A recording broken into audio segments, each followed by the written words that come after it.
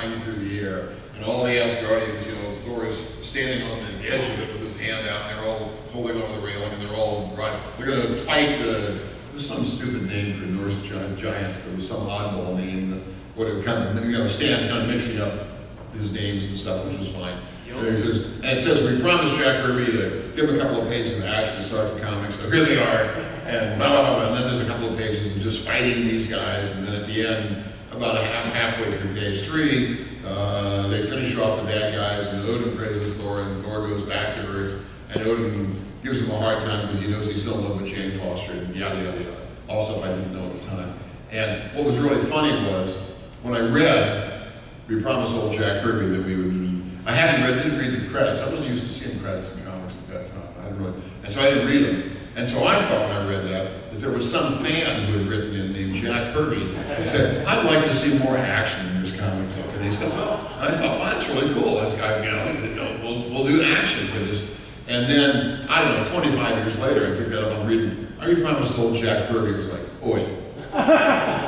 So I got it. But I read that, I thought it was fantastic. And I was already a Norse myth fan. My parents had a book from about 1893, which when I was a child was not as far away from me then as it is now. And it was Norse myths. It was a kid, it was an adult book. And I read it, I loved it. I love mythology in general, Greek, Roman, whatever. The Norse myths appealed to me a lot. I don't know if it's because, you know, my grandparents, my dad's parents came from Norway, so I can claim some genetic affinity for Norse myths. I'm not sure that really works. But in any case, I think it would probably better the idea that when you're young, death is sort of this thing, you know, it doesn't mean anything. And the Norse gods actually die in the Norse myths, where most gods don't. And I was like, wow, that's pretty scary, that's really cool. So I read the book, it was really neat, and so I liked it. When I found Marvel's comic, I thought that was great to find a Norse myths comic. And it wasn't like comic fan, none of you people in this room, of course. But a lot like comic fans, you look at it and go, well, he doesn't have a red beard, his hair isn't red, he doesn't have gauntlets, where's his goat cherry? He wouldn't get, and I just thought, God damn it, Thor. That was all I had to know. He's got blonde hair, I don't care. He's not wearing gauntlets, I don't care. So I loved it, and then I couldn't find it anywhere. I never saw Journey to Mystery anywhere. I didn't see Marvel Comics anywhere. I was back home for summer vacation, so it's between freshman and sophomore year.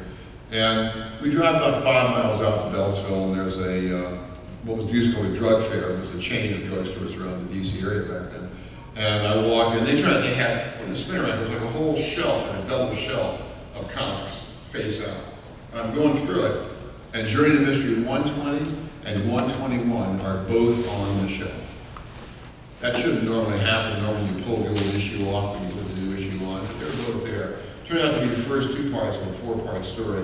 The only 4 parts Thor story Jack and Stan did. I had the first 2 issues. I read them on the stand right there. I thought, these are really cool. I didn't buy them because, you know, I'm in college. So we rode home. I thought, God, those were cool. So I got on my bike and I biked 5 miles back to the store. Read them again. Bite home, didn't buy them. You ever heard of this? And then I would swear at this time I biked back about 5 times. I can't even imagine that's true, but maybe it is. In any case, somewhere around the 5th time I said, oh, screw it. And I bought the comics. They were still out, they were still there. So I bought them, and then went back to college. It was September, back to college, and then I discovered that Augie's Tobacco Shop in the north end of Amherst had a spinner rack, a big one of those triangular ones where it's like 2 or 3 racks of comics on the side, whatever it is. So, you know, I went back there from time to time, looking for the next door, couldn't find it. At the end of 121, Thor's fighting the Absorbing Man. As they're fighting, at the very end of the comic, a little kid, never seen before, never seen since, runs out into the street. And Thor goes, holy cow, this kid's gonna get killed. And probably in some fancier language than that.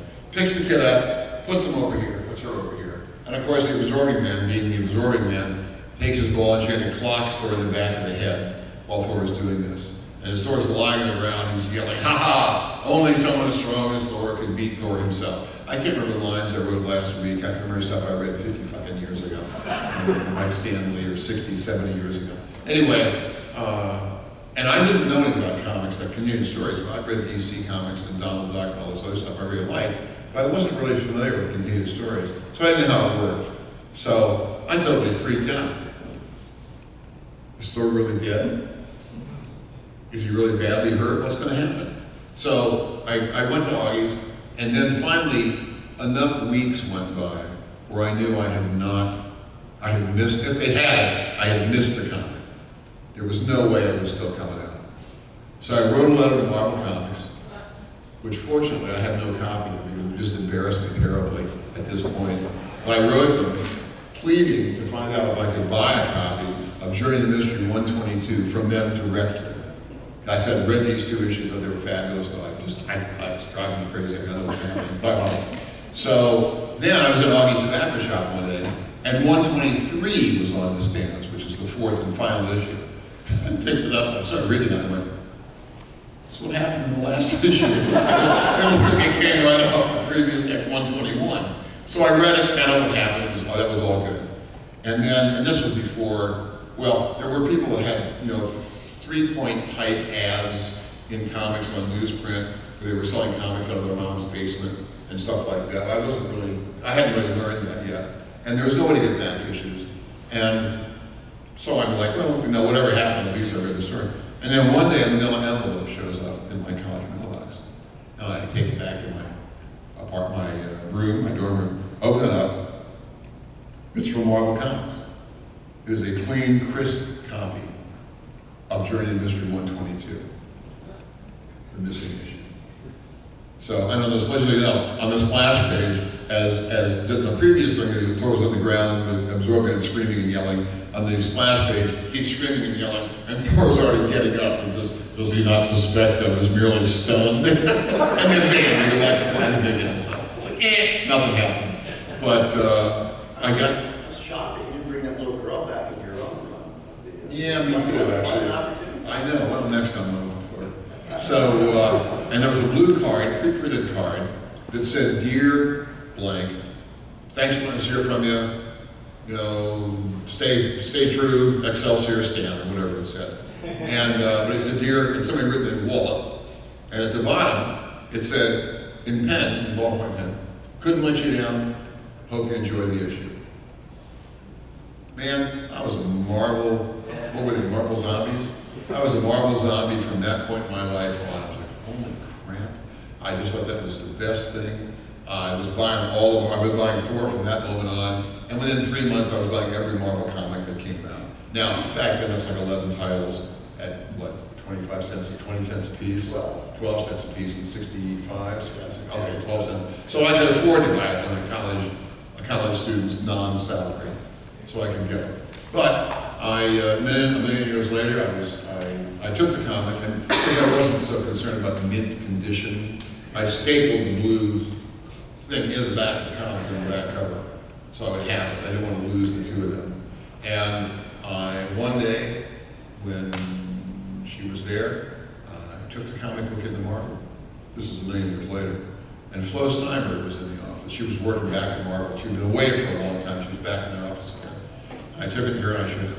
Oh yes, that's my writing. and it was. And so Flo Steinberg, as much as Stan Lee and Jack Kirby, Flo Steinberg was responsible for my getting into comic books because I thought that was just so cool. And she was very sweet, and I'm not surprised she did it, but I can't imagine having a bunch of letters come in asking for stuff. And I'm sure mine was so literary that I just said, we have to send this guy a comic. So that's how that worked out. Oh, sure. Oh yeah, I got the comic back in my Thor collection, and it's not good. It'll be buried with me. That's what's going to happen to that. The stuff that needs to be buried with Walter at this point is going to be very big. Very big. Well, I have I don't sell my art, and every so often I get asked, I'm giving these away to charity auctions, and every so often I get asked, so what are you going to do with your artwork? Some fan lands. I say, well look, my heritage is Norse, so when I die, I have my friends take all this art, large pile of art, take it out in an open meadow, put the artwork on the crest of the hill, put me on top of the artwork, kill a dog, put the dog at my feet, and light a fire, and send me off to Valhalla. And they'll say, is he serious? So, yeah, for all intents and purposes, sure, why not? What do I care? I'll be dead. So I got a follow-up question, which I don't think I've asked you previously when we've done this. So you quickly transitioned to buying all the Marvel comics. Mm-hmm. Did you sort of did you seek out specifically Jack's work at that point because you liked him on board? Were you going, oh, Fantastic Four is great, when he did some Captain America? Well, I very quickly came to recognize it. Like, I knew Don Heck's work, I knew Jack's work. It was a strange, some of it was kind of strange. There was the Hulk, I remember Bill Everett was maybe inked about 3 issues. There was some Bill Kane issues that he penciled and inked. And so they were jumping around quite a lot. And I paid attention to a lot of the artists. And Jack, my favorite books from Marvel, once I was buying all 11 titles, were Thor, the Fantastic Four, Ditko's Spider-Man, and Gene Colan's Iron Man. If I draw an Iron Man, it's still Gene Colan's Iron Man. All these fancy suits, screw them. They don't have anything on what Gene was doing. It had this great supple leather quality. It was just like armor that stopped whatever, but it was beautifully drawn. And but I did follow Jack's stuff. And when Jack went to DC, I was ready to buy that first issue of Jimmy Olsen, the second at the stand. I knew Jack's stuff by then. Well, a long time earlier. And one of the things that I did do, I only have one of these left now, which is kind of too bad. Somewhere in there, probably sophomore or junior year, I began doing on what we used to call typewriter paper, and it's now copy paper for you younger folks. And I would do drawings of Marvel characters, just vignettes, complete figure, no background.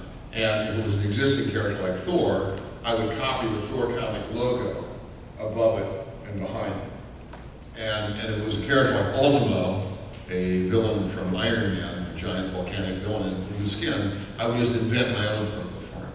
I would just write Ultimo in some fancy lettering. And I must have done a couple dozen of these, maybe more. The dorm rooms we were in, junior and senior year, single rooms, or the social rooms, you'd have 3 or 4 friends, 5 friends, sharing single rooms and a common social room. But the dorm room had a bulletin board stuff on the back, on one wall. You could staple stuff to, or thumbtack stuff to. And I it was not cork, it was some light color, like the color like this actually. And I would just take these drawings and I would just pin them, I'd staple them to the wall. So a lot of them probably got tossed out when the year was over. Maybe, I'm surprised they did that. I didn't toss anything out. But whatever happened to them. I did dozens of these. And at the time, because this was my first experience, that kind of stuff, my feeling was I was imprinted so that the thing should look like Jack Kirby's thing. Mr. Fantastic should look like Jack Kirby's Mr. Fantastic. Thor should look like Thor inked by Vinnie Colonna. Thor, I like his work inking on Thor, it's okay. I got a grimace from up front here. So, that's okay, fuck you. So that's Howard shaking, he's not here, but I'm channeling Howard for this brief moment. So, I think the original Hulk I drew was the Bill Everett Hulk, which is this really strange looking monstrous creature. But that was what I was doing at the time. That's what I thought. I didn't say, here's my own take on what these guys. No, I wanted to do them like they were in the comics. I did dozens of these things, and I have one left. I have a picture of the Destroyer from Thor, and I'm on Facebook. You guys are probably all too young and hip to be on Facebook. I get it, but I'm not. And I have a couple. I have a personal page where I only friend people I know. Don't bother sending a request. It's okay. But I have another page called the official Walter Simonson page, which is as close to a website as I have. And it is largely a mirror of my own page. I don't put as many family pictures up, stuff like that, but I figure they're mining my information up as it is.